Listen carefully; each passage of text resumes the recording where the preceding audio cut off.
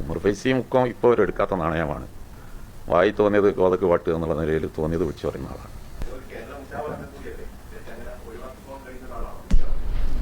അതിനൊക്കെ ഒരു അന്ത്യം സമീപഭാവിയിലുണ്ടാവും.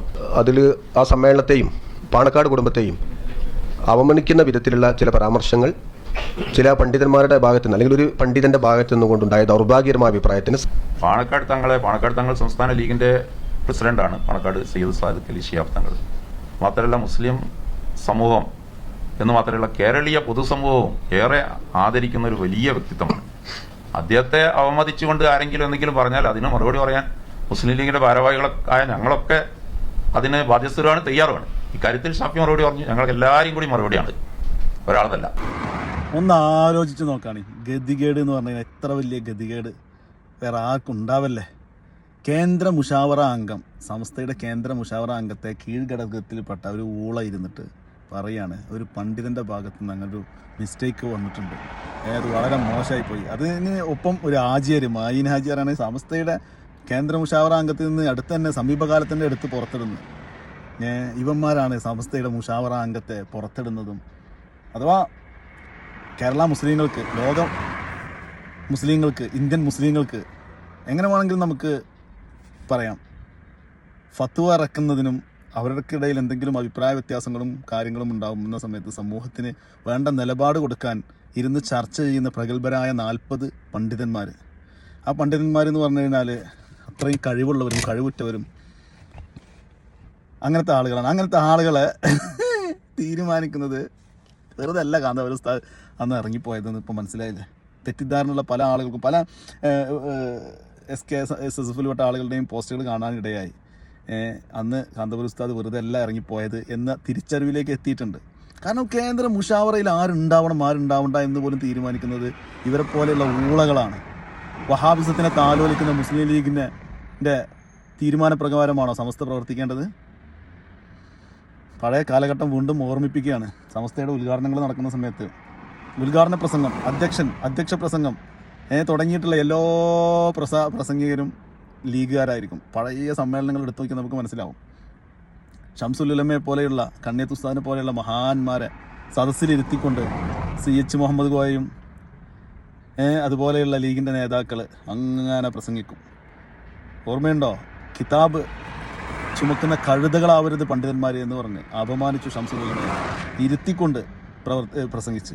മുസ്ലിം ലീഗായിരുന്നു ഉദ്ഘാടനം മുതൽ അവസാനം നന്ദി പ്രസംഗം വരെ സമസ്തയുടെ സമ്മേളനങ്ങളിൽ പ്രസംഗിച്ചിരുന്നത്. അതിന് മാറ്റം വേണം എന്ന് പറഞ്ഞത് കൊണ്ടാണ് കാന്തപുരം ഉസ്താദും താജുൽ ഉലമയും നേതൃത്വത്തിൽ മറുവിഭാഗം മാറി ചിന്തിച്ചത്. കാരണം മുസ്ലിം ലീഗിൻ്റെ ആ ഒരു കരാള ഹസ്തങ്ങളിൽ നിന്ന് സമസ്തയെ മോചിപ്പിക്കണം എന്ന് പറഞ്ഞപ്പോൾ ഇന്നിപ്പോൾ നാസർ ഫൈസി കൂടത്തായിയെ പോലെയുള്ള ചില നാറികൾ അന്നുണ്ടായിരുന്നു. അപ്പോൾ അന്ന് ഒരു വിഭാഗം മാറി ചിന്തിച്ചതുകൊണ്ട് ഇന്ന് അവർക്ക് തല ഉയർത്തിപ്പിടിച്ച് നിൽക്കാൻ കഴിയുന്നുണ്ട്. അല്ലെങ്കിൽ എന്തായിരിക്കും അവസ്ഥ? ഇതുപോലെ എന്തെങ്കിലും ഒന്ന് സ്വതന്ത്രമായി പറയാൻ കഴിയുമോ? പിന്നെ നാസർ ഫൈസി പറഞ്ഞത് ഉമർ ഫൈസി പറഞ്ഞത് AP വിഭാഗത്തിലോട്ട് ആരെങ്കിലും ആണെങ്കിൽ അവർക്ക് പേടിക്കാനുള്ള ധൈര്യമായിട്ട് പറയാം. കാരണം അവർ ഒരു രാഷ്ട്രീയ പാർട്ടിയുടെയും ആലയത്തിൽ അമ്മിക്കടിയിൽ വാല് പണയം വെച്ചിട്ടില്ല, ആദർശം പണയം വെച്ചിട്ടില്ല. ഇതിൽ നമ്മൾ വളരെ ശ്രദ്ധിക്കേണ്ട ഒരു കാര്യം, മായിൻ ഹാജി പറയുന്നത് ഷാഫി പറഞ്ഞത് ഞങ്ങളുടെ ലീഗുകാരുടെ എല്ലാവരുടെയും അഭിപ്രായമാണ്.